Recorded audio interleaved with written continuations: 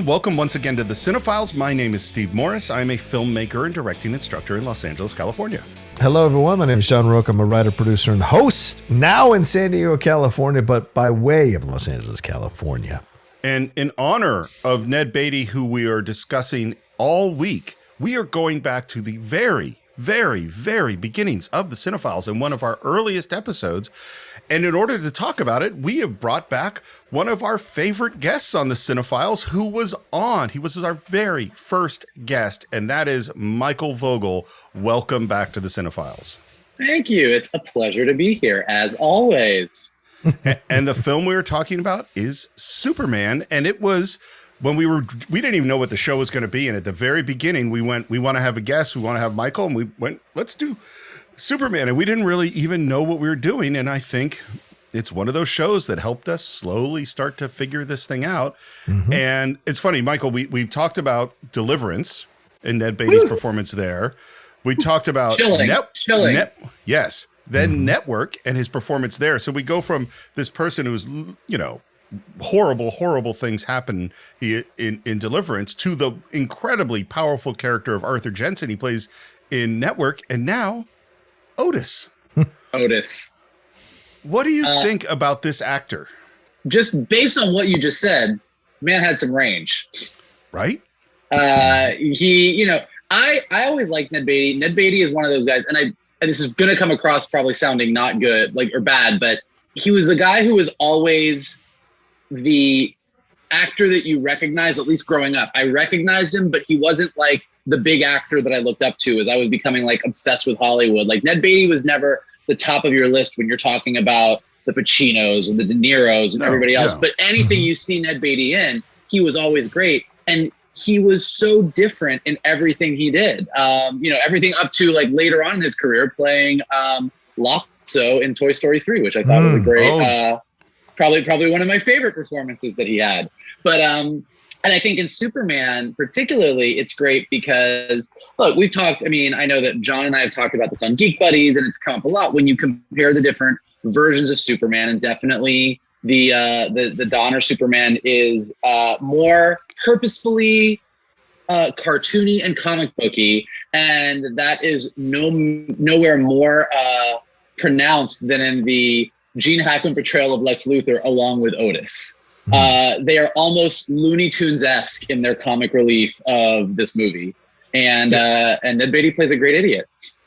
He really does. It's amazing that he could go from Network and have so much power and be so brilliant and articulate and he just jumps in with both feet. And Otis and it's funny. I remember when we talked about this years and years ago, it is divisive. Do you accept the ridiculousness of Lex Luthor and Otis, or is it go too far?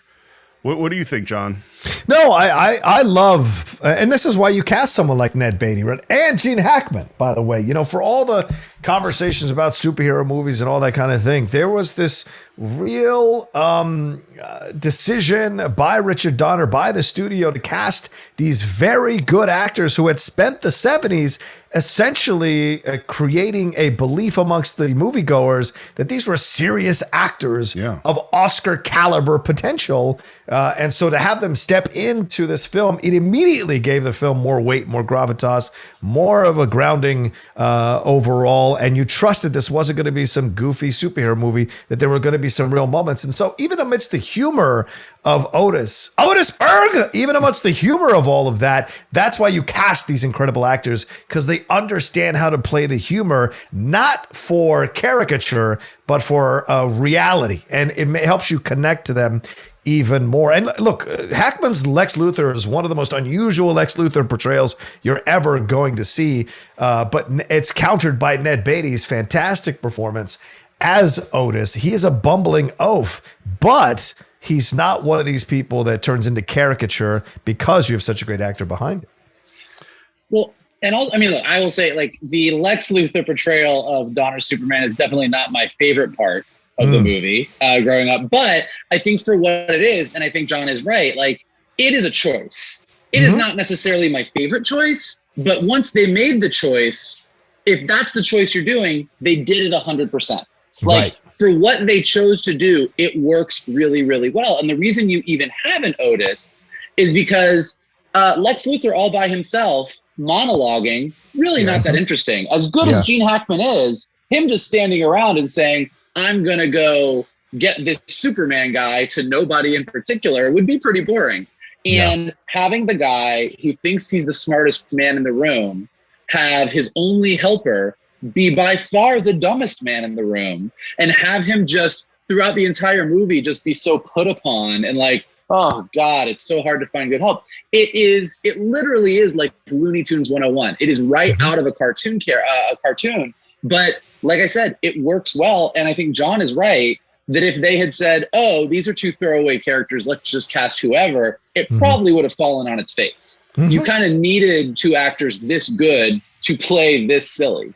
Right. I think, Mike, what you say is so important, which is the difference between what choice would I make and how well was the choice executed. Is that I think Gene Hackman and Ned Beatty got the script and they went, this is what is required. And if you listen to their timing and their rhythm together, they're awesome. They are so good. And I love the Otis music, and it just puts you in this, like, we're in this goofy world. And I'm with you. This wouldn't be my choice either. And this goes to sort of the broader conversation that we've been having forever about DC and about Superman and about the Warner Brothers movies, is that, and I finally kind of put it into place, which is I actually don't think Superman 78 is a perfect film at all. In fact, I think there's a lot of flaws with it. What I think is perfect is that they nailed the character of Superman. And there is a feeling within the film that nobody has ever reached. And like you think of, like, to me, the height of that film for me is the first montage of Superman's appearance in Metropolis. Like that whole, it's like, that's Superman to me.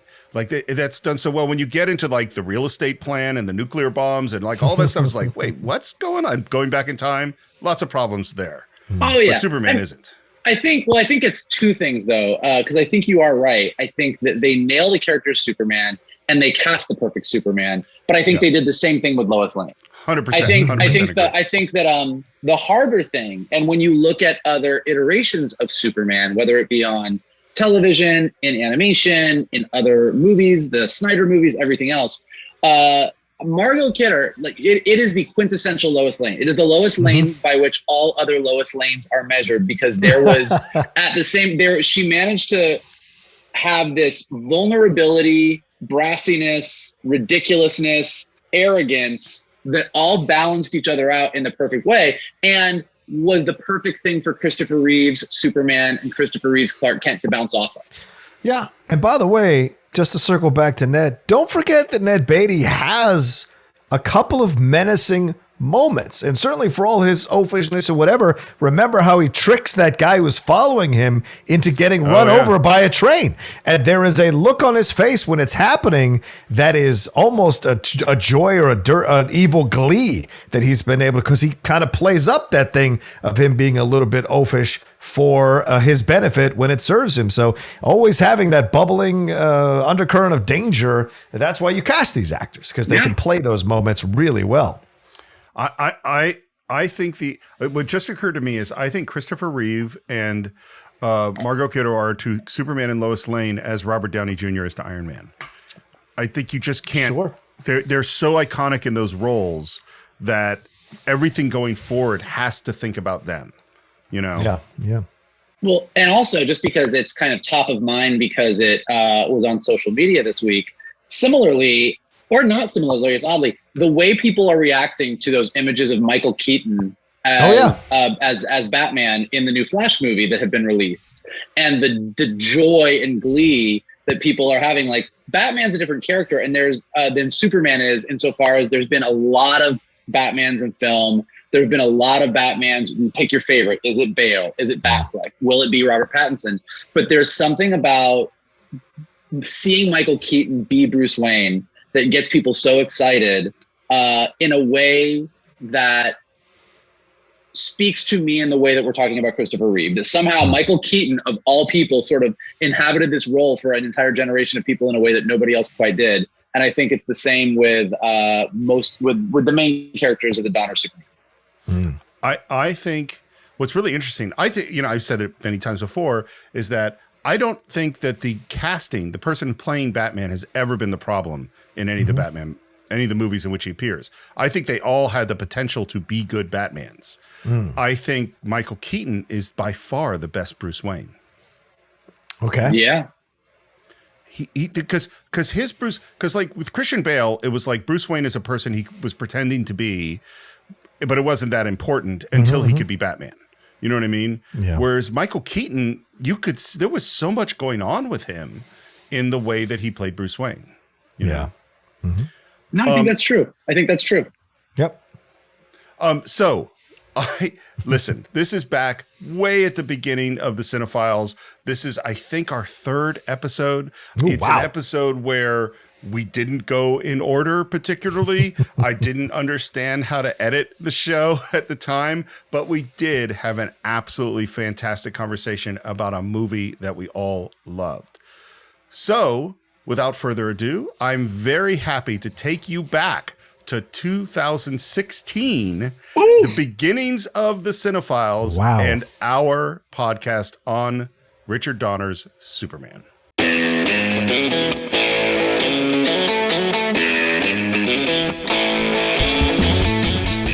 Hello and welcome once again to the Cine-Files, where each week we enter the world of a classic film and explore its themes, history, the filmmaking, and the influence it has on films today. My name is Steve Morris. I'm a filmmaker and directing teacher in Los Angeles, California. Hey, I'm John Roca. I'm an actor and VO artist here in Los Angeles, California, and host of shows. Of a myriad of shows, yes. And today, for the first time on the Cine-Files, we have a very special guest, our first guest. Mike Vogel is a animation executive and expert who started at Sony TV Animation, where he developed Spider-Man, moved on to Hasbro, where he oversaw such properties as the Transformers, G.I. Joe, and of course the unbelievably and wildly successful My Little Pony, which he's also been a producer and a writer for. Mike, welcome to the Cine-Files. Thank you. I'm really excited to be here with you boys. And from what I understand, this is your first podcast. Yeah, this is my first time actually doing a podcast. Long-time listener, first-time podcaster. Is that the way I should say it? Are you in fact a long-time listener? No. So you've begun your first podcast with a lie. God, this is really getting off to a terrible start, guys. This is a tough show. Especially since we're talking about Superman today. I feel like I really just got off on the wrong foot by not being honest. So Mike has now buried the lead on. Our film today is? It's Superman. Yes. The original Christopher Reeve Superman. And when we originally talked, we knew we wanted to have Mike on the show. Yeah. And we were originally talking about doing an animation feature, which obviously he's an expert on. And there's no question that we're going to do that in the future. Mm-hmm. But as we started thinking about it, we thought, knowing Mike, that the original Superman would be a great choice. And I wanted to ask you, what's your personal relationship to the character of Superman? I think that... it's actually really funny. A lot of people know me as sort of a comic book guy, but growing up, I wasn't really a comic book guy. I was more into animation. It wasn't until kind of college where I kind of dove into comic books and kind of did the same thing everybody did. You kind of get enamored of Batman. You get really into X-Men. There's all of the Marvel universe and all the struggles, and you kind of overlook Superman because he seems kind of like your dad's superhero. He's kind of classic and goofy, and he's a Boy Scout.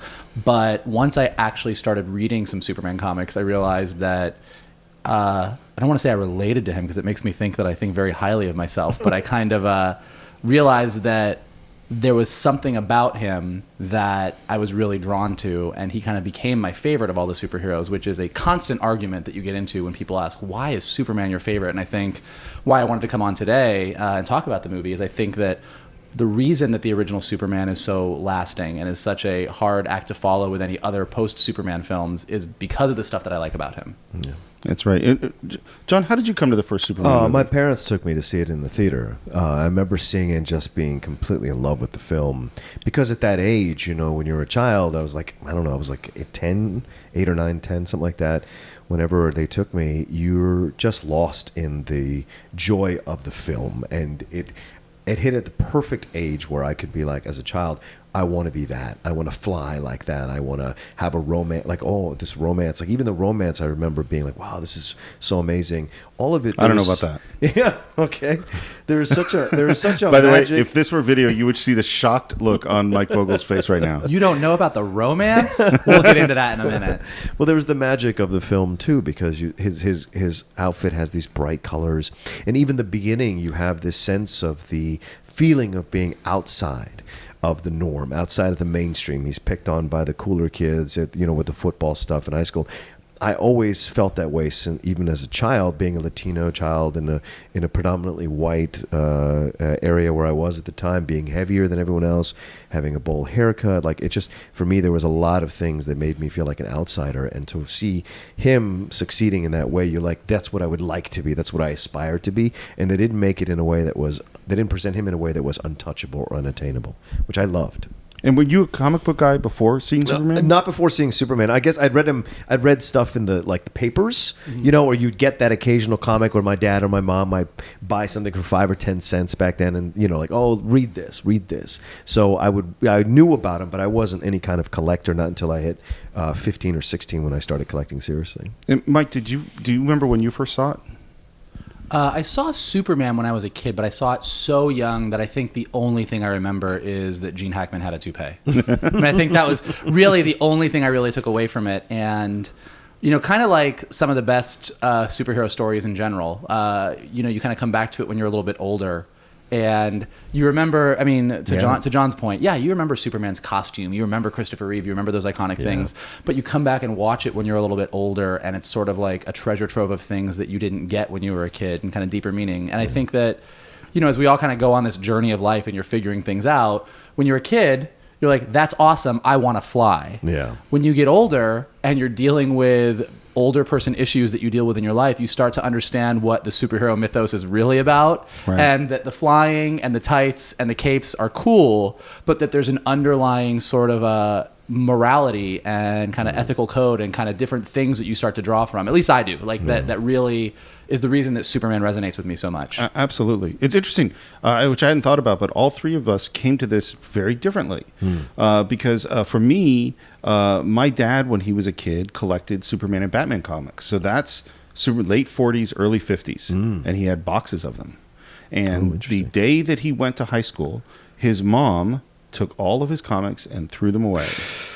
Blasphemy. Because she felt it was time for him to become a grown-up. And my dad never forgave her. And so when I was a little kid, I was brought Superman comics. Oh, wow. From the age of 4 or 5. And they were really my fun with Dick and Jane. They were like how I learned to read. It was not See Spot Run or anything. It was Superman comics. Right. And anytime I was sick, Dad would bring home Superman comics. So they were, at a very young age, really, really associated. And when my other friends, who I later met people that were into comics, they were into Marvel comics. Because at the time I grew up, DC comics were fairly bad. Yeah. And the Marvel comics were a lot better. So a lot like right now. All right.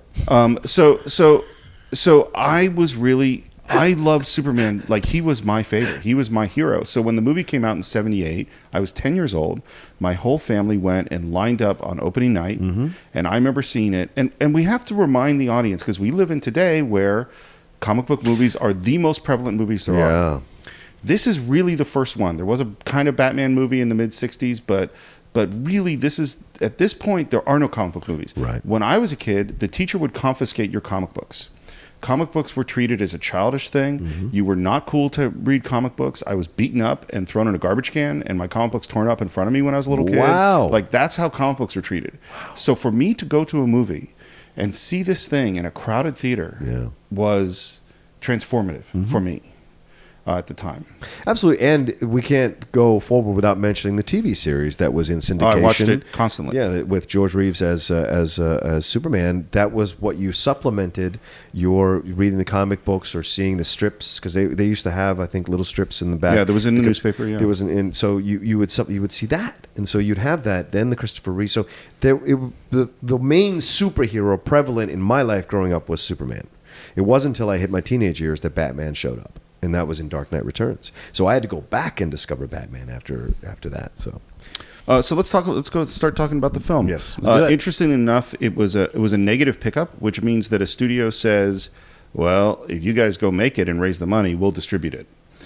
So some outside producers start making it, and they put a lot of money into this movie, particularly for Marlon Brando, who plays Jor-El, gets paid $3.5 million for 2 weeks' work. Most money ever paid to an actor at that time. How do you feel about Brando in this movie? I really just love how he says Kal-El's name. Kal-El. Kal-El and Krypton. Krypton. Krypton. It's like that's the thing that always just irks me. I think it's an interesting thing. He's a lot of a lot. It's not how I necessarily picture Jor-El. Yeah. Yet it's such an iconic performance, and it's so sort of part and parcel with the movie that you can't pull away. I remember when was it the Man of Steel trailer where they kind of quoted the Jor-El, or Yes. where it's like anytime, whether it be that or in Superman Returns when it came out, where they kind of put Marlon Brando's face, like he's so iconic to the movie franchise that you kind of can't escape that performance that he had. You will travel far, my little Kal-El. But we will never leave you, even in the face of our death. The richness of our lives shall be yours. All that I have, all that I've learned, everything I feel, all this and more I bequeath you, my son. You will carry me inside you all the days of your life. You will make my strength your own. See my life through your eyes, as your life will be seen through mine. The son becomes the father, and the father the son. Yeah, it's funny because I loved him as a kid, and then at a certain point, as I learned more about Brando, and heard that he originally told Richard Donner, the director, that he thought that maybe he should be a floating green donut or bagel that spoke rather than him appearing on screen. I'm just processing that right now. Now, I've heard the story multiple ways. One version of the story is that's what he really wanted, because he didn't really like to be seen on screen anymore. Brando was an odd guy. And then later, when Richard Donner, I heard him tell the story, he thinks that was a test. And that Donner had to fight him, and that's where he earned a little bit of Brando's respect. I wouldn't be surprised. Brando was very much an alpha in that way, very much a mischievous alpha in that way. When you read his biography or you watch his, they just had a documentary last year that was released, which was someone had compiled all his personal recordings and voicemails into an hour and 45-minute documentary, and he's the only one narrating the entire thing through his entire career.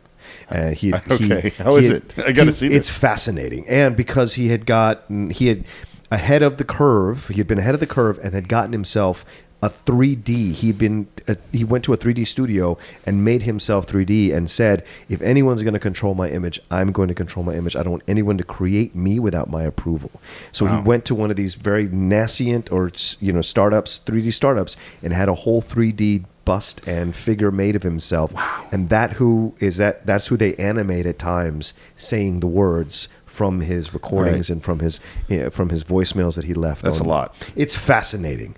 If you love Marlon Brando, it's certainly a completest thing that you need to watch, because he takes you through it. And Superman, he talks about how much he had looked down on it, how much he had thought it was a childish thing for him to be doing, but they were paying him so much that it was his way of doing. But him pushing the boundaries, it makes complete sense. Did the same thing on Moreau, did the same thing at times as he got older in Apocalypse. Godfather was his most humble, and then after that, I really just want to know, was it a green donut or a green bagel? Because it's very different. It's a very different performance. Then I'm thinking about it was bagel. And I feel like that's... Oh, okay. So he's Jewish. Because it brings in the Jewish thing. It's just like, it's a really important distinction if we're really going to get into the nitty gritty on it. So that's a fair point. I still like his performance as a Brando fan. It still connects. The hair connects. The hair to Reeve. It is some solid hair. It was funny, rewatching it again, I actually like his performance a lot.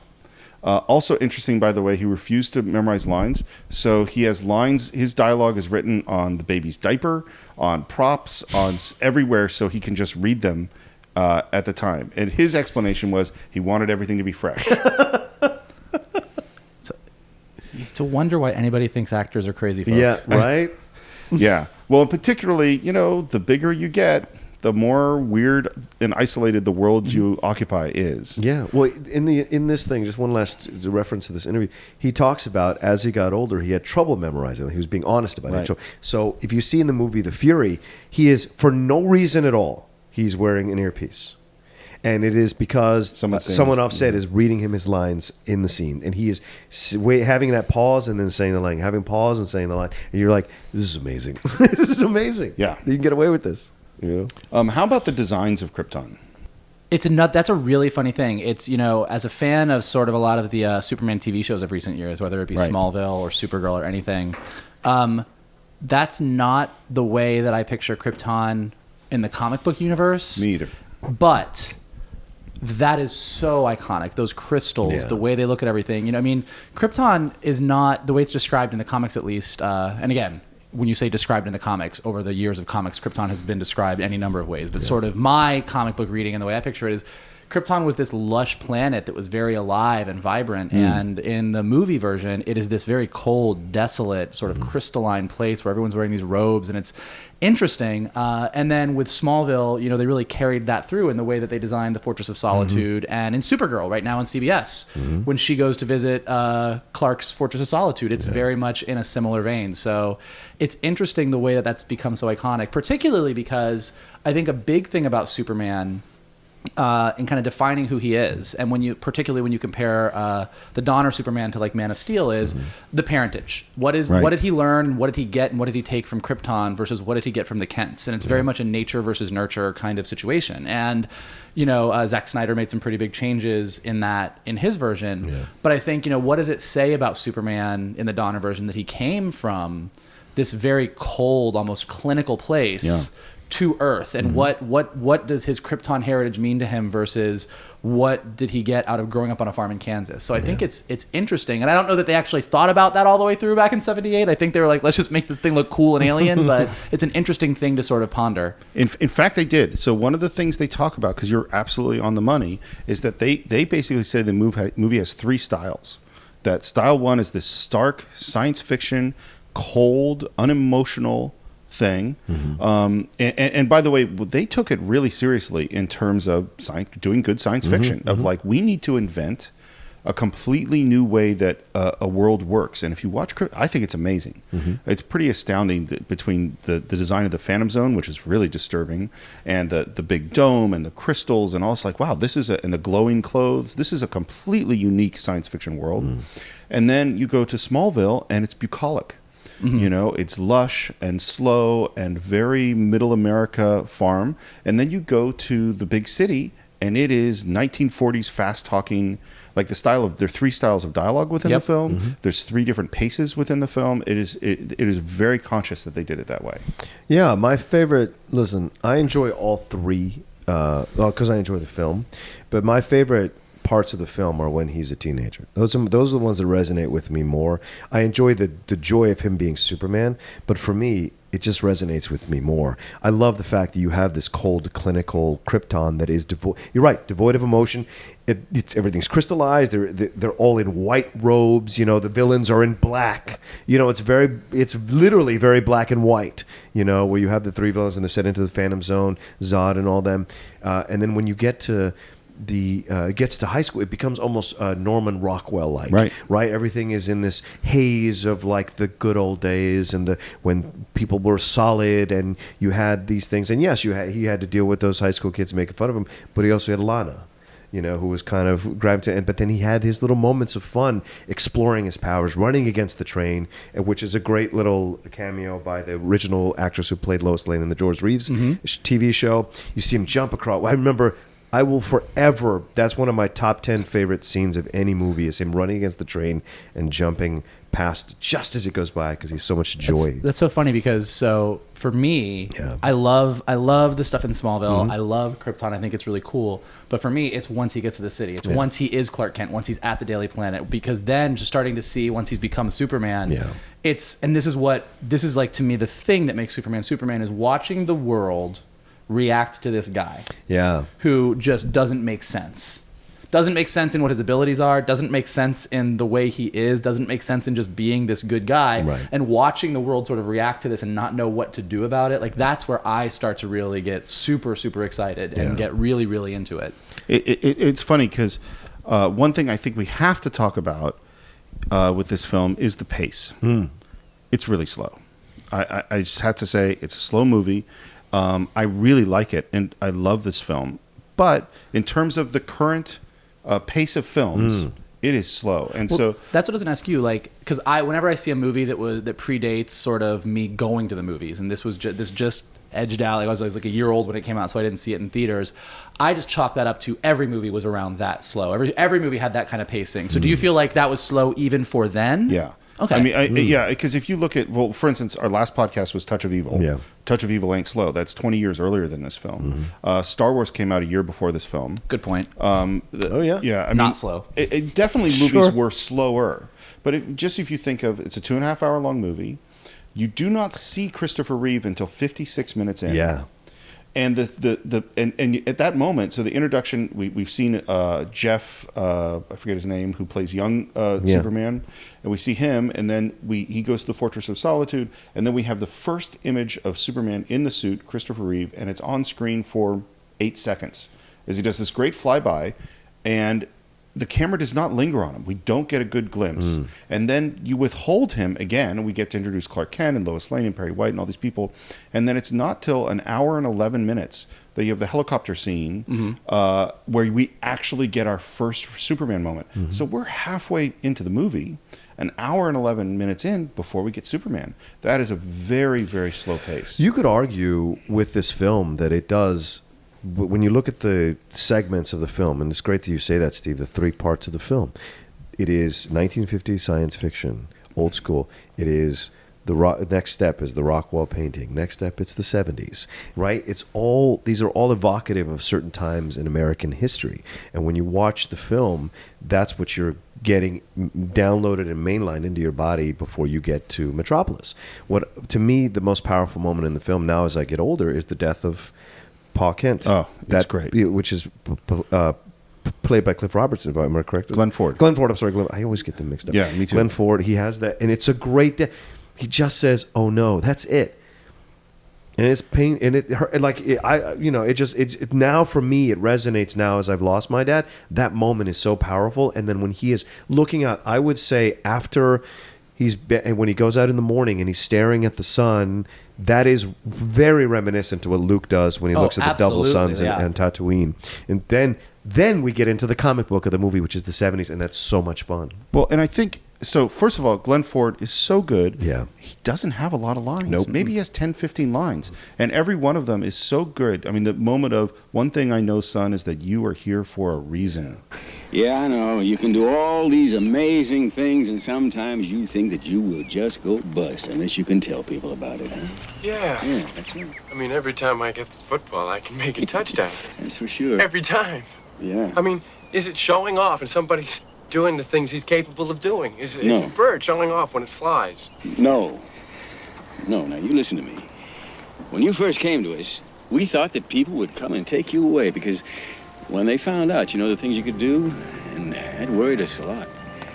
But then a man gets older and he thinks very differently and things get very clear. And there's one thing I do know, son, and that is you are here for a reason. I don't know whose reason, whatever the reason is, maybe it's because,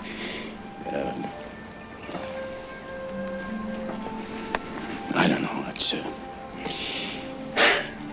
but I do know one thing, it's not to score touchdowns. Huh? Yeah. Thanks, Dad. Yeah. That sets so much the moral tone of what this character is going to be. And it's interesting because, this obviously is a podcast about classic films, and it's not necessarily talking about more current films, but part of the reason we're doing this is Batman Superman just came out. We have Man of Steel, and it's interesting to me to compare Kevin Costner's death to Glenn Ford's death because the idea that I think Hollywood frequently has is for things to be more powerful, they must be bigger. And that therefore Kevin Costner dies in a tornado in an extremely big scene. And the Glenn Ford death is so much more moving. Well, to but me. also, and getting to the core of Superman, I mean, this is one of my big things that I know we've discussed a lot, not on podcasts, but in just real life as we've been arguing in bars, and I get very impassioned about it. Sure. I would say discussing. Aside from that, the smallness of the death versus the bigness and the hurricane, it's also like there's the I know that you're here for a reason versus Man of Steel's you should let people die so nobody finds out about you. Yep. Which is am I wrong? I think you're stripping away another element. No. I think the exact line from Man of Steel is, should I have let those people die? Maybe. So he's not saying definite. Well, but I think, look, we can argue the semantics of it. We can argue the semantics of it all day long, but I think the key difference is that in Superman mythos and in this movie, in the Donner movie, his parents inspire him. To your point, like Krypton is this cold, clinical, scientific place. Like that is not the place. He didn't genetically inherit this amazing moral. Like the whole idea of him being a Boy Scout, he got because he grew up in this Rockwell-esque world, which is what they were going for. Yeah. And his father was a source of inspiration who said, you're here for a reason. And then, to your point, that drives him on that journey. He goes out, he gets to the city, and he's like, this is the reason that I'm here. This is what I'm here to do. And with Man of Steel, they took that entire thing and said, my dad told me to not do anything. And the movie is him overcoming that and deciding, oh, I guess I should help people, which is the opposite of, I think, what is important about it and why I love the Donner version so much. Well, and just to reinforce what you're saying on the Kevin Costner thing is, first he says, should I let those people die? Maybe. Right. Then in his death, the whole action of his death is Clark wants to save Dad, and Dad says no. Right. That reinforces, don't save people. Your secret is more important than my life. See, I disagree, and I want to be able to finish a sentence here. I want to be able to say this. The reason I disagree is because I think what he's doing is trying to protect his child.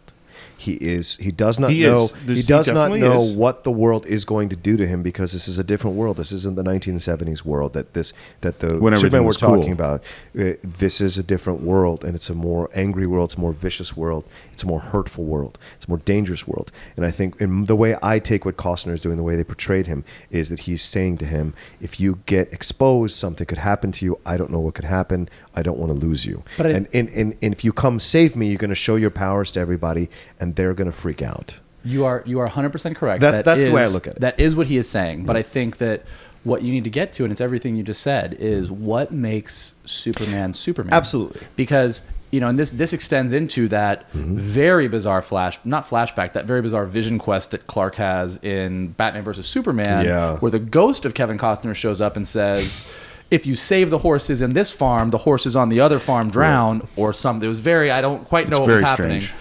It's very philosophical. But there's a constant, your dad is there to remind you that you maybe shouldn't be doing this, that you maybe are making the wrong choices, that even if you help these people, someone else is going to suffer. Right. And the point about Superman is, and this is why, as I was saying, I love when he gets to the city in the Donner version, because Superman inspires. Yes. And I think where these more recent Superman movies are suffering is the common thinking in modern day films, your hero has to be tortured. Yeah. Your hero has to be conflicted. Your hero has to not know if he's doing the right thing.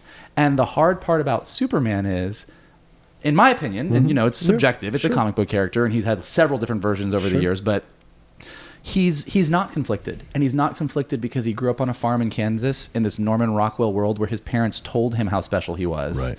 And his parents told him that he had a gift. And his parents told him that they might not have the answers, but that if he was true to himself, he would figure it out. And what he figures out is, this is the guy I am. And when he goes out, you're right. It is a dark, cynical, crazy world. But someone who's inspiring going out into that world is way more interesting than another guy who thinks the world is super bad because his dad told him so, not knowing what to do. Well, and this thing that we have today is, people go, oh, well, he has to be internally conflicted to be interesting. It's like, no, you can have external conflicts. Right. You can have, Superman can be faced with extremely difficult choices, but that doesn't mean he's messed up on the inside. Right. And I think one of the things that we see, and it's definitely true of Batman and Superman, is that Batman is more flexible in terms of what we will accept and what works for him. Because we can have the Adam West Batman, and that can be okay. And you can have the Frank Miller Batman, and you can have the Tim Burton Gothic sort of Batman, and you can have the very practical Batman, and you can have the Lego Batman. And we're going to go, that's cool. Superman is delicate. You know, Superman, there's something, and I think I think what's interesting is that to do the actual Superman character of Christopher Reeve, both in the 70s, which the 70s was movies that were all internal conflict, that character is radical. It is the conflicted, internal, complicated Superman that we're seeing today that is actually not radical. Well, and I think what's fascinating, and again, I know that we're not talking about we got to get back to the modern movie. films, but I just want to say this because this is an important point, particularly with Batman versus Superman having just come out and Civil War coming out, and we do live in the age of superheroes. But one of the things that a lot of people who worked on Man of Steel said, and a lot of people who love Man of Steel and Batman versus Superman are saying, you can't have that hero today. You can't have that hero who's just good and good inside and has conflicts on the outside to deal with, and yet Marvel, with their Captain America movies, has made better Superman movies than the Superman movies we have. Because Captain America in the Marvel Cinematic Universe is a guy who has these classic values and they don't shift, and he believes what he believes, and he is as much a Boy Scout as Superman ever was, and he doesn't bend, even though the world around him is just as screwed up and crazy and weird. And I think that's where they've been more successful. I think that Warner Brothers believes that they can't have that people don't want that. And I think that particularly in the world we live in today, just look at our politics, look at anything going on, look at our, the foreign affairs or anything.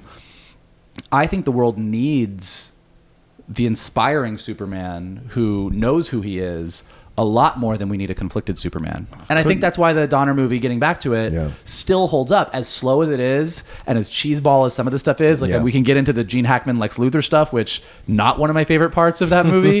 But I think that's why it still holds up, because there's something that's just inspiring about Christopher Reeve in that role. Well, and I think it relates to what people tend to misunderstand about Frank Capra movies, which is that people go, oh yeah, Frank Capra is so corny. Those corny movies. If you look at the world of It's a Wonderful Life or Mr. Smith or Mr. Deeds or Meet John Doe, they are dark, corrupt worlds that you insert a character with classic moral values trying to do the right thing into those worlds. And the conflict is between the internal, what we want to be, idealized character within that world. And that is exactly what happens in the Superman movie.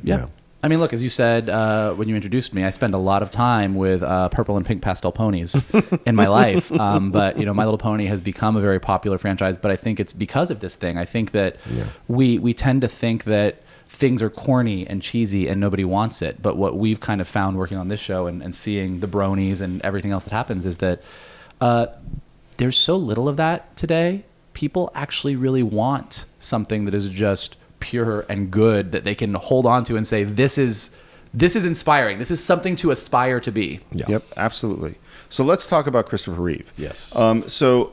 First of all, they went on they've cast Marlon Brando and Gene Hackman. That allowed them to raise the money. Studio wanted them to have Robert Redford play Superman. Wow. Yeah.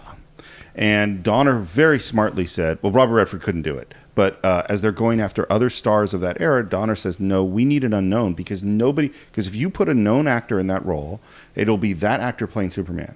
And you need Superman.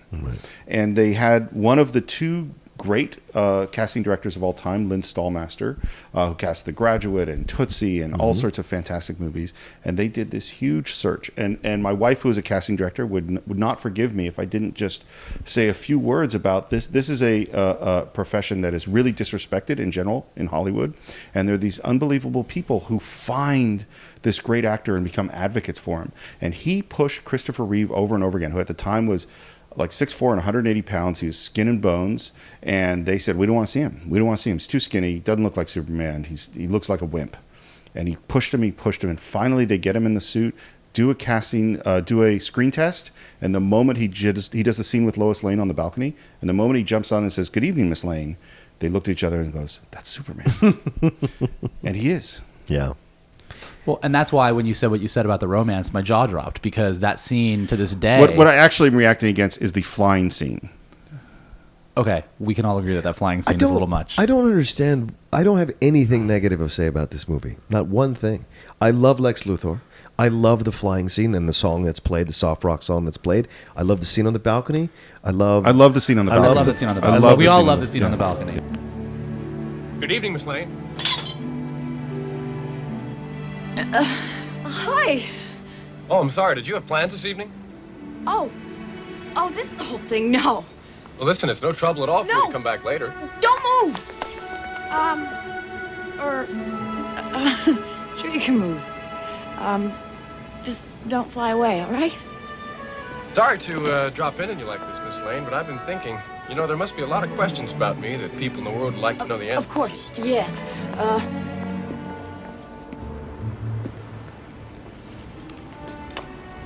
You really shouldn't smoke, you know, Miss Lane.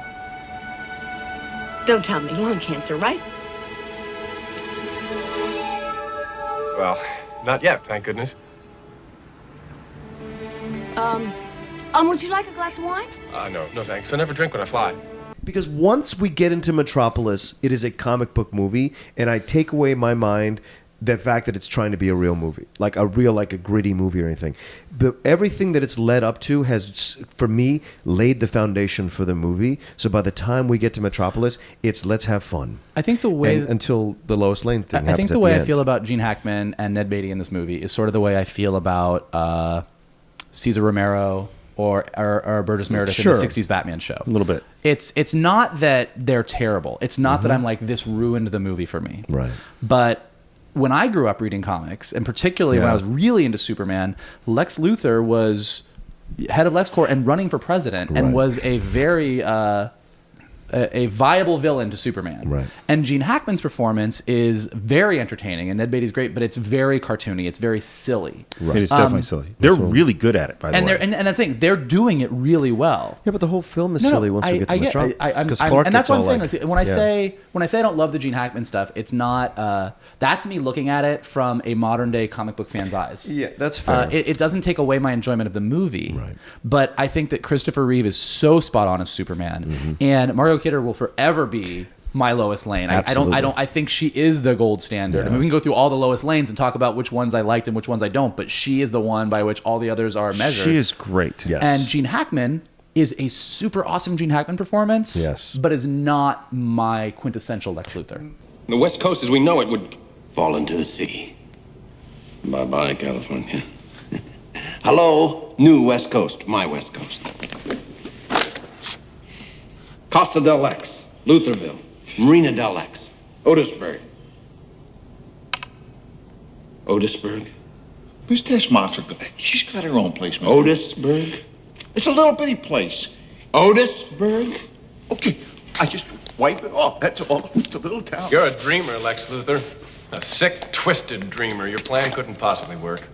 I'll admit there were a few problems. Adjusting the precise trajectory of the missile. Finding the optimum stress point for the fault line itself. Which, by the way, is target 0, right here. Ooh. What's interesting is the Lex Luthor as businessman running for president, that didn't exist. No, not at that's all. not the Lex Luthor I grew up with. Right. Mad Scientist was He's you, right? more mad scientist. Yes. So this was closer to the Lex Luthor, but I love watching him and Ned Beatty because they're so good, particularly Ned Beatty. Ned Beatty's He is amazing. The performances are great, Yes. and even the music, the March of the tuba. Villains Yeah. that John Williams, Yeah. that it's all perfect for what it is. Yeah. It's just not, I think it feels like it's a different movie. it does. It doesn't fit in the movie. I think it's great. I totally like it, but it seems a little, because they're doing all this effort to take Superman more seriously, not conflicted or gritty or anything, but just not silly comic booky. By the way, if you could see the writhing that Roca is doing right now, go ahead. I know we're not talking about the technical aspects of the movie, but if we're arguing the movie, like, to me, Clark is comical, so therefore, He's funny. So therefore, Lex works. Clark is comical. Everything Clark does is ridiculously goofy. Well, let's all And agree. so- First of all, we're all arguing aspects of a movie that we all three have already admitted we love. Yes, So fair, absolutely. Nobody's disliking that's right, the that's movie. Right. I'm just saying, I don't think Lex Luthor is out of place because Clark's goofiness keeps Lex Luthor in the movie. They're both equally incorrect in their portrayal of the characters they're portraying to the I essence. don't know. I of think the there's a fact- subtle 'cause difference. I don't think Clark Kent's this goofy guy who falls over himself. I think he's a mild-mannered reporter. That's what he is, mild-mannered. He's not a goofy, clumsy idiot reporter. Well, here's but what I they think- play it that way to juxtapose Actually, you know, though, Superman in his full form. here's where Just I like think- Luther is played goofy, but when he's mean, when he's vicious, he's vicious. Is he? When? Yes. When is he vicious? When he's yelling at Tessmacher, when he's trying to get a nuclear warhead. A nuclear warhead. That's nothing a goofy guy does. Yeah, but it's treated in a isn't this funny that He's- we're doing a comic booky movie way? Except wait, he has a nuclear warhead that he wants to knock land off of for real Of estate America. purposes. Yeah, but he still wants to destroy families and land and kill people off the coast of California. You are- for Otisburg. Otisburg. But he's here's what I'll say. I think what's interesting, and maybe it's a perspective thing, and I think it's about the portrayal of Clark Kent that you said that I think is interesting, which is, here's the difference. Christopher Reeve's portrayal of Clark Kent, Yeah. whether it was goofy or not at the time, and whether it fit who Clark Kent was so defining that even in the comic books, Clark Kent became a little bit more like that over the years. Like, by the time I got to comics, Right. I look at Christopher Reeve's performance, and I go, oh yeah, that's right. Yeah. But not because they were making sure it was what the comics were. He is so iconic. Yeah. Margot Kidder is so iconic that years and years and years and issues of comics, you know, as particularly as fans of the movie grew up and became writers and artists and everything else, became that. Gene Hackman's performance as Lex Luthor, not iconic, did not inspire people. Lex Luthor went off in his own direction. And I'm not saying Yeah. I'll get away from right or wrong because we can all have our opinions on it. But I think what's interesting is the things about the Superman movie that became so, like I was saying about the portrayal of the Fortress of Solitude that is now reflected in modern day Superman and Supergirl shows. Like, there's aspects of this movie that became so iconic that they became infused into the comics and are looked at as canon. Yes. And there's things that are not. And Lex Luthor's performance in that movie, while a great Gene Hackman performance, and whether or not it fits perfectly in the movie or not, we could discuss all day, did not infuse the world of Superman the way that Margot Kidder and Christopher Reeve did. But I would Absolutely. argue that just like you said about Margot Kidder being Lois Lane, there is no better Luthor than Gene Hackman so far. There is no better Luthor than Gene Hackman. Kevin Spacey did not come close to him, and neither does Jesse Eisenberg. Well, I it's still interesting. think he is the best Lex Luthor we've seen on film. Kevin Spacey's interesting because just like everything in Superman Returns, you know, that movie is, like it or not like it, Bryan Singer's attempt to just basically give a love letter to Richard Donner. It's basically almost the same movie. And Kevin Spacey's performance, what he's doing is, I'm going to build a bunch of land, and it's a real estate scheme. Right. Like there, and that is not an accident. Like, they were clearly Right. going for that. So he is sort of like living in Gene Hackman's shadow, not only in his performance, but literally in what his character is portrayed as. Right. And then we could spend a whole other podcast on Jesse Eisenberg. So let's go. Yeah, we'll just stay away from Jesse Eisenberg. Christopher Reeves, both his Clark Kent and Superman are so great. And one thing I meant to say before when I was talking about the pace of the film, yes, they delay a long time before you see them. Yes, I think it's a little too long. The delay is great because what you're doing is you're building up expectation for Superman. So that when we finally see him, first when we get Clark Kent really before we get Superman. And so when you finally see him, there's such a release of all that expectation, and it's done so well. And the character of Clark Kent is so surprising and so funny and so well played. And one of the things that I found interesting watching Christopher Reeve, because he's a young actor, you know, he's so loose. He's so relaxed. So confident. He doesn't try to do too much, particularly as Superman. He just, this is what I'm saying. Yeah. In a straightforward way. It's really impressive. Yeah. I would say so. I absolutely agree. Like, that's why I don't put it down at all. Like I said, his performance is what keeps Hackman in the film for me. The whole thing in Metropolis is all played as a comic book movie. That's to me, it's a What do you comic mean by book. that? What does that I mean mean by that a it feels comic like movie? an issue of the comic book, a classic issue of of the comic, the old school Action Comics, Superman comics. There's not everything is played for not as serious as you think it is. When Lois is getting mugged, he's getting mugged by someone that looks like they just stepped out of Studio 54, and the shot, he catches the bullet, he pretends to faint, which is brilliant. I mean, that's so brilliant. But that's something you'd see in a comic book to try to delude Lois that he's this, like, it reinforces this idea that he's this. I think you're right. It goes through the whole thing to the end. It isn't until the end. This is what I'm trying to get to. It isn't until the end that the seriousness, we get the call back to the Clark Kent from Smallville. We get the seriousness that we had, the foundation built already from the first 2 acts of the film, that we have him hold Lois. Lois is dead. Scream with a ferocity that you did not see coming at all from that Superman. Among the great primal screams in film, absolutely. I think. But you don't achieve Along with that. Khan. Khan is. Obviously, but you don't achieve that scream without having the foundation of what happens to seeing his dad die in front of him, and the pain he has at that cemetery with his mom, and then when he's staring out into the sun. There is a foundation of a man who has suffered and has chosen to do the right thing and be this icon for everyone else. And in that moment, when he loses Lois, he becomes the real Clark Kent from Smallville again. Well, and I think that's what's interesting. I actually understand what Johnny's saying about it being a comic book movie, because he is right that once you get there, the mugging scene, his whole night on the town where we see him doing his stuff, like, it's all very low stakes. And that's part of the fun of it. Yeah. It's so easy for Superman. Yes. It's like he kind of like flies through, and this is a breeze for him. He can handle stuff that the cops couldn't handle, that nobody could handle. Even the helicopter scene, which gets a little intense and can be, like, Lois is definitely in peril. Right. When he shows up and gets her, like, it's a joke. He's good. says the He's jokes. easy. And even Lex Luthor is easy. And it's what's interesting is, and this is why I think, regardless of, yes, it's a nuclear warhead, yes, he's going to go destroy things, that's even treated as not a lot. Because it's not the threat to America. It's not the threat to the land that pushes Superman over the edge. He actually handles those rockets relatively well. He does. It's nothing's hard for him except losing Lois. Yes. And I think that's where the heart of this movie comes in. And I think that's why Lois and Clark are, one of the all-time best, and it's because of these two. It's because of Christopher Reeve and Margot Kidder, because that's the heart of the movie. Like, you're right, it is an interesting thing when you think about it, because it is all pretty low stakes once you get to. It's fun as hell. It's fun, but it's pretty low stakes, and then that happens, and it's just like this shock of reality. And then he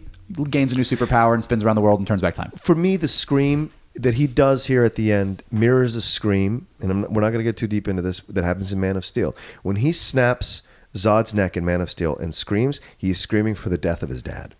He is screaming, he's allowing the release that we never saw. And in the scream in 1978, in this Superman, when Lois dies on him, it is the anger and the scream he could not yell when his father died. It is the loss of someone he loves again, this deeply, this close to him, and he lets it all out in this rage. I could not agree with you more on the Superman Donner version, and agree with you less on the Zack Snyder version. It's beautiful. I think they're done as a mirror. And I would say that if the people working on Man of Steel had put half as much thought into that as you just did in what you said, I think that movie would be a lot different. So that's all I'll say on that front. Okay. Yeah, I want to go to talk a little bit about Lois.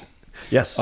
Because I think in a weird way, and this is a thing that's come up before in the podcast, is the damsel in distress. There's always a thing that these movies struggle with. The older movies, not just the older movies. Well, sure, fair. And I think in a weird way, even though Lois clearly is in distress multiple times in this movie, this movie skirts that issue because her character is so fascinating. And not just that she's tough and a strong woman, but that she is goofy and complicated and flawed and funny and insecure and all of these things, in addition to her tough and brashness, that makes her just go out of that category. And you understand why Superman is so fascinated by her.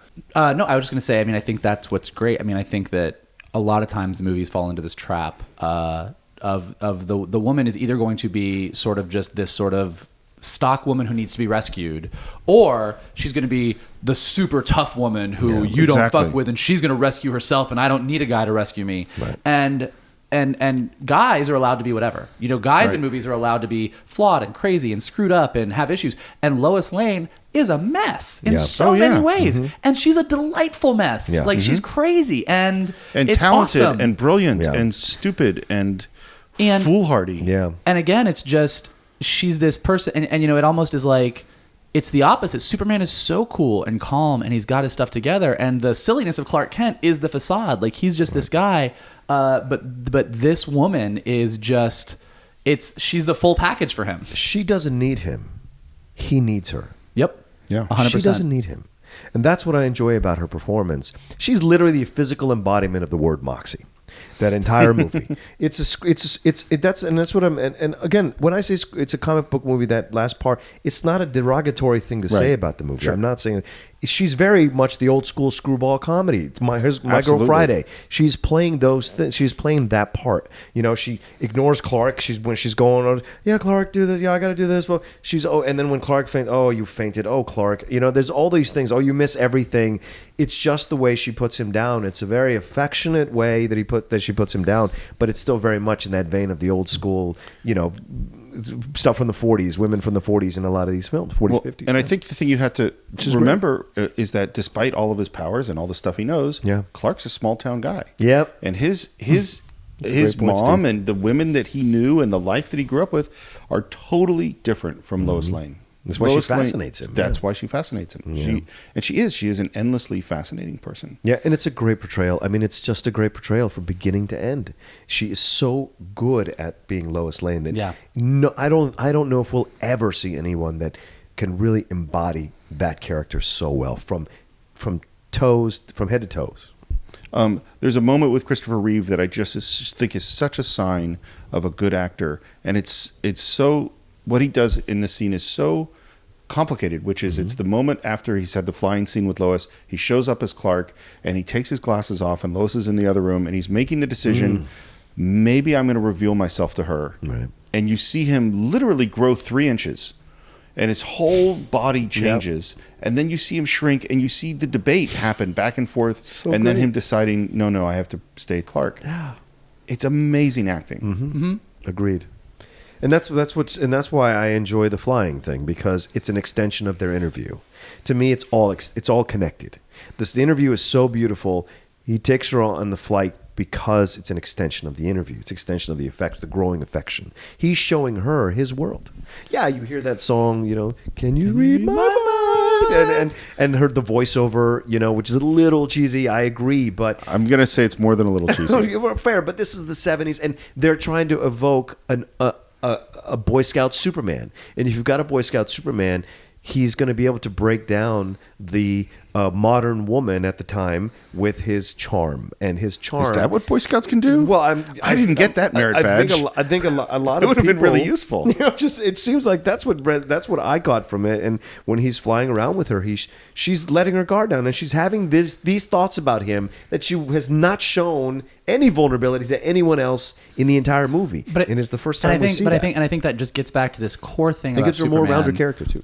You know, whether it's him fighting against a villain, saving a cat in a tree, whatever. But you're right. Like, everything that she represents in her complicated, chain smoking, thinking that she knows everything, fast talking, ignoring people, she represents that modern person in that modern city who doesn't have time for stuff, who actually has grown a little shell around herself, who is a little hardened, who isn't going to let people in, because you know that when you live in the city, you don't let people in. Yeah. You can't trust people. And then this Boy Scout comes along, and he's right. Because he's got those, he's so pure, he's so innocent, he's so good. She doesn't know what to do with it. And him on the other side, he's never seen her. He grew up in Smallville. Everyone was like him. He comes to the city, and here's this person who is just complicated and strange. And why are you doing these things that you're doing? And he's so drawn to that. And I think you're right. He needs her, but she represents the world that needs Superman, needs that hero that disarms them so much that they're willing to let their guard down. For all his powers, she's the alpha in the relationship. For all his powers. She's the alpha. Absolutely. And I love that. That's what makes the movie. It's so, in a way, it's so revolutionary for its time, even in 1978. I just have the love theme from Superman playing over and over in my head right now. I think with the flying scene, I actually cannot get away from the 10-year-old boy who saw that in the movie theater and went, Oh, come on. Let's get back to the Superman stuff. See, I had a It's different totally being the kid from The Princess Bride and wanting to skip the kissing parts, you know? And I think that's always haunted me. Also, one question about it. So, again, I watched it again last night. We have, first he's holding her in his arms, and then they're holding forearms, and then they're holding wrists, and then they're holding hands, and then they're holding just little pinky, and then she slips out. Yeah. Does he drop her on purpose? No, I think he's caught up. In my opinion, I think he's caught up in the moment. It's the first time Superman's experiencing this. Clark Kent's experiencing this. And so I think in the moment, but he's got to know that, she can't fly. You know, I think when you're young, you make mistakes. I don't know. I'm going to go with Johnny on this. Like, who knows the real reasons for a lot of things in that moment? Goes, you're okay. It's like a classic, I rescued you again, see? I mean, I don't think it's that. Well, except you know what? You know where I could argue that it would be is because there is this idea that in this aspect, I mean, here's this guy who can, literally turn back time. Yeah. He's faster than a speeding bullet, more powerful than a locomotive. But holding a girl's hand, he's really got a crush on. He maybe and that little kid who does want to impress the girl might actually let her go because he knows she's not really in danger. He's Superman. Yeah, right. Maybe. But man, what a baller move! It's a baller move. Yeah. Totally got you. I got you, girl. I got you, girl. Who's got you? One of the things that's so interesting with this character, and again, it goes back to why this is the essence of Superman to me, is he's polite to everyone. Mm-hmm. He's polite to the bad guys. He's polite to Miss Tessmacher. Yep. He's polite at every moment. By the way, on that front, I mean, we'll get to it, but that Miss Tessmacher scene with him and her at the end, where she's like, "You always tell the truth," is one of my it's one of my favorite scenes in the whole movie. Please, you can't just stand there. You can't just stand there and let innocent people, millions of innocent people die. Maybe. Please help me to save them. If I help you, do you promise to save my mother first? Lois or Jimmy. Oh, but my mother comes first. If you promise me, I believe you because you always tell the truth. I promise. I promise.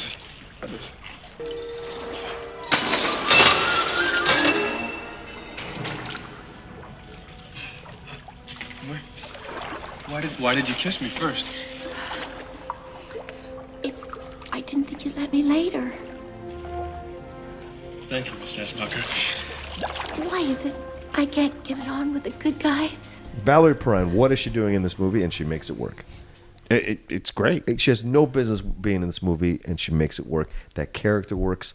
Every interaction she has with either Luthor or with Ned Beatty or with Superman really works. And again, you go to the character of he gave his word, and therefore that's how he's got to do it. Yeah. Because his word is important. Right. And again, I go back to this is the radical character. Mm-hmm. That's why we have to have this character today, because he doesn't fit. Yeah. And that's why Captain America is so awesome. And Superman right now is not as fully embraced by all of the fan community as some other characters on the screen right now. Let's not go down that path again. What I was saying is in the Tessmacher scene, what's so great is that he doesn't save himself. He has to rely on, you know what I mean? He has to talk to her and speak his truth and say, like, I will save your mom. I promise. You just got to take this off of me because she'll die. He'll die. But in that way, that's Luthor also being vicious. He doesn't care that Tessmacher's mom. But in that way, he does save himself. I mean, that's really verbally, yes. But yes, I mean, yes, you're right. But it's like it's the idea that and this is the thing about Superman again is it's not his impenetrable skin and the fact that he can fly as fast as he can and do all the things he can do. Yeah. That's not what makes him super. And you're right. Like that moment nails it. He can do all that, but you get some kryptonite on him, he's going down. Yeah. He does save himself there because of who he is. You're right. Because he can be trusted. Yes. Because if he says something, he's Superman, and that means it's true. Right. And the fact that even the bad guys know that about him, that's what really makes him super. And it correlates to what you said earlier. he inspires her to be better. Even though she's with the villain, she's done the evil stuff, she's tricked those people to steal the warhead, the military people to steal the warhead, he inspires her. And what's what he's supposed to do? Inspire. And he doesn't give up on her. No. Part of why he's inspiring Yes. is that he doesn't treat anybody, including bad guys, Right. as if they're hopeless. Yeah. He treats them as if they're humans who have hope and can do good, and he expects them to do good and changes people around there. It's just what you said, Mike. Yeah. It's by his personality, by who he is as a person, not his powers. And you see him respecting her as his dad probably taught him to respect women. Like he does not call her a name. He does not talk down to her. He appeals to the angels of her better nature. Yeah, this argument that we're too cynical today, if you look at the 70s and the films of the 70s, they would have said the same thing then. Yeah. In fact, I would say the films of the 70s are in many ways more cynical than the films of today. Our films of today become more cartoony. Yeah. And to say, therefore, we cannot afford to have an aspirational character is, to me, a tremendous mistake. We don't have to think he's realistic. We can still aspire to be like him. Yeah. I think that's what Michael says about Captain America is absolutely true. I think Captain America, if this film, which we're going to see, when we're recording this, we're going to see it tonight, if it's as good as everyone says it's going to be, Mike's already seen it. If it's as good as everybody says it is, it may be the greatest trilogy, superhero trilogy, and then can be talked about as one of the best trilogies ever on film, irregardless of genre. And that's because of the inspiration of this character. But when I think that gets back to, you asked me at the very beginning, like, what was my introduction to Superman, why I like him, and what you were talking about when you were growing up, teachers taking away comic books, it was looked at as childish. And I think that a lot of times what the people who don't get what's great about this world of comics and superheroes, they're only looking at the surface. They're like, oh, it's wish fulfillment because you want to have huge muscles, chiseled abs, and you want to be able to like throw a car over your head, or you want to be able to like shoot laser beams out of your eyes, and like that's all great, but that's the candy on top. Like what really makes these characters our modern day myths and heroes are the things that they do that we can aspire to. I, as much as I would like to, cannot fly. I mean, I've had a few nights at Burning Man where I thought I was flying, but I actually can't do it. But I can be honest, and I can treat everybody kindly, and I can do a lot of things that Superman does do that are actually the things that make him super. And I think that's where this Donner version, to this day, as slow as it might be, as dated as it might be in some ways, still nails Superman in a way that very few other versions of Superman have. Right. Absolutely. I couldn't agree more. I love the wink in the film too when we get to the section of Metropolis, like the whole where he looks at the phone booth and doesn't go in there to change the right, because it's such a great call to the comics, but also like when he comes out, even with the I don't know what that black guy was, if he was a pimp or if he was like just he's got a smooth, hell of an outfit. But he's got something going on there. But he steps out and he says, "Dang, look at your outfit," right? And he goes, "Excuse me a second," right? He's not disrespectful. He just does that, and then he takes off and he's like, "Hey, man, look!" And it's all played for great laughs. There are 70s. There's a great 70s laughs because it's all played for the moment of what you believe in. Yet, and then he spins down and goes down into the thing. He takes the bullets. He takes the fire. He takes the ice. He walks through all of that without breaking a sweat, without revealing any kind of a feeling of anger about the situation, right? And that's what I enjoy about the film throughout the whole thing, is that ending, is that last part is, it's all great wink to those of us who love the character and grew up with the character. It's a great homage to that character, and when he does, and we should get to this, I think. I mean, we should talk about the score at some point too. I know we're running out of time, but the most amazing score it ever. It really is. In addition to the Superman theme, which, such a great by the way, theme. I watched this movie with my 5-year-old a couple of days ago. He was in it 100%, and Superman's big in our family, and we would play the Superman theme on the stereo, and he would wrap his baby blankie around his neck, and we would fly, and I would have one around mine, and we would fly around my house. So that theme is big. Geek parenting moment. You're right, and what you brought up earlier, the score for the villains is great. All of that and is the love great. theme. And It's the great. love I theme, remember, yes. John Williams several times, once a year, he usually does like a concert at the Bowl where he plays some of his some of his iconic, like all of his iconic themes. They're Yeah. all iconic. But one of my favorite moments living in Los Angeles that I can think of was sitting at night at the Hollywood Bowl, just staring up into the stars as he played the love theme from Superman. And it was like just a moment. I was just transported. Like it was just one of the most perfect moments of life.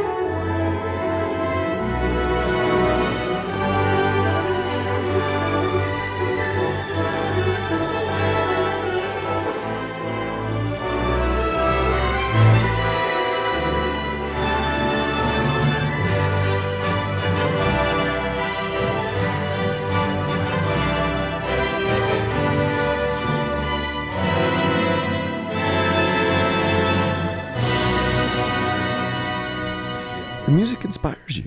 It lifts you. Absolutely. It lifts you. Does it It's lift you amazing. up where we belong? Oh no, that's a different movie, but Oh, it okay. does lift me up. I want to go back to something that Mike said before. Is I think the idea of Superman is we kind of go, oh well, he can do anything, Yeah. and he's got no internal conflict, so his life must be easy, and that's the mistake. Is that yes, he can do anything, and yes, he has an unbelievably strong moral core and sense of himself.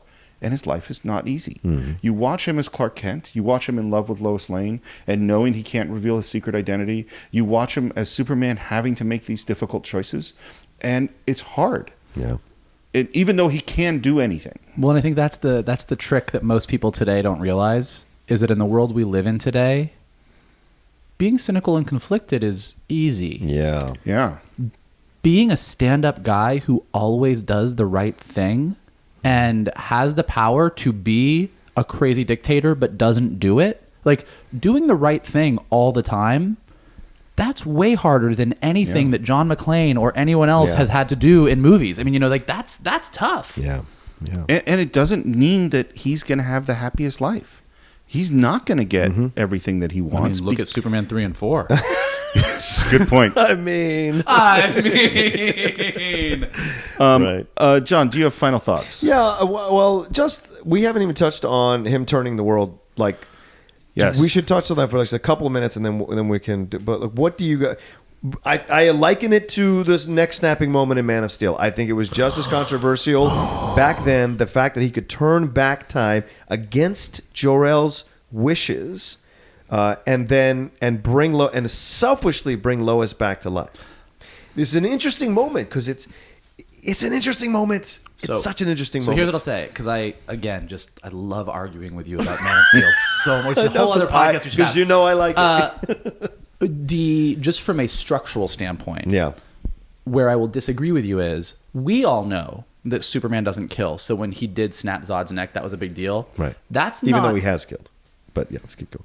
that is not established in the movie Fair. properly. So when they say, "Oh, it was this moment because we know he doesn't," like that's something they're taking the audience's assumptions, but not actually putting it into the story. And that's where I have a challenge with just the storytelling. If there had been a "I don't kill" in Act 1, and then he did the moment, great, but they didn't. It just happened, Right. And so that's where I would argue with that. Now, I think what's great about the time, look, the turning back time is an inherently cheesy thing, and here's why it works. It's exactly what you were saying before. Everything else in the movie is low stakes. Yeah. He's got everything pretty easy.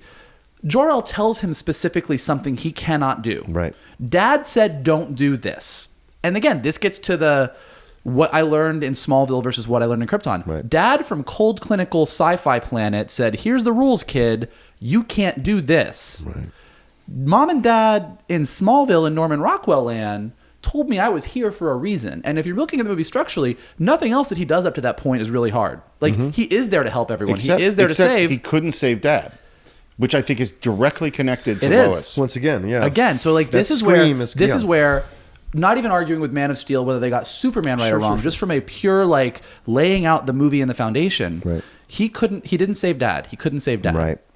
And then there's this other person. And to your point from before, which is really great, everything else was so easy. And then this primal scream that we are not expecting comes out. And that's why, even though the whole turning back time is kind of cheesy and doesn't make a whole lot of sense, right, you go with it because emotionally, he's like, I'm Superman. And again, that gets to the Superman is going to do anything he can. He will turn back time to help you, particularly if you're Lois Lane. And I think that's where, as cheesy as it sort of is, and as much of you're like, wait, he did what now?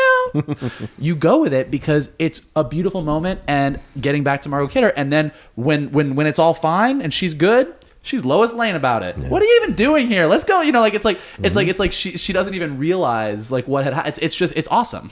Yeah. I like personally, I wish as a movie device that they'd come out with something other than turning back time, because it is cheesy.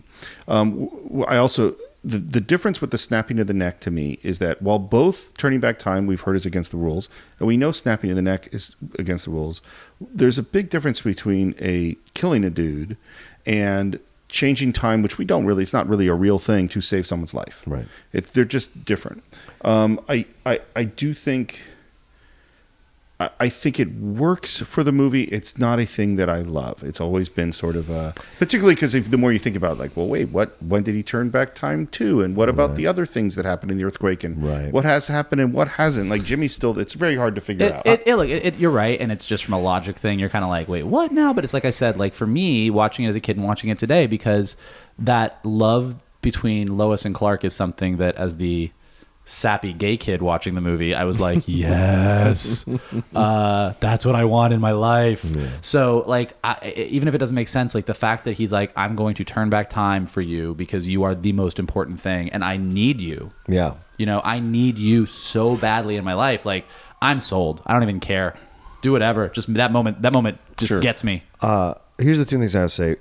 I would argue it's the most human moment of him in the film as Superman. It's the most human moment. 100%. Because a human would do that to save the love of their life.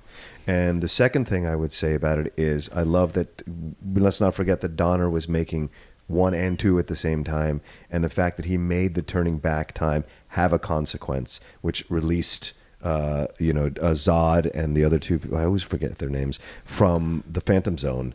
Ursa. Ursa and Non? Non, yes. And causes Superman 2 to happen.